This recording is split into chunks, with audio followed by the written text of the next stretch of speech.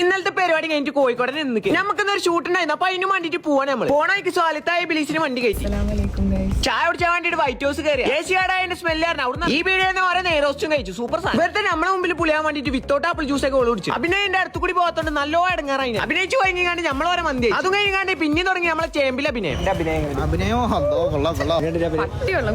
അല്ലെങ്കിലും നല്ല കലാകാരന്മാരെ സമൂഹം അംഗീകരിക്കൂലല്ലോ. അഭിനയം കഴിഞ്ഞ് ഞാൻ എത്തണം എന്താ എനർജിക്ക് വേണ്ടിട്ട് ഒരു റെഡ് ബുൾ കുടിച്ചു. ഫോറിന് വയ്ക്കുന്ന നമ്മളെ ഫ്രണ്ടിനെ പിക്ക് ചെയ്ത്. ഇതിന് പിന്നെ ഒരു അവസാനമൊന്നുമില്ല. പെട്ടിയോട്ടർഷിക്ക ലൈവിൽ ഫിറ്റ് ചെയ്ത പോലെ പുതിയതായി അറിഞ്ഞ ഹലോ മമ്മി സിനിമ ആണ് നമ്മൾ വന്നിക്കണേ.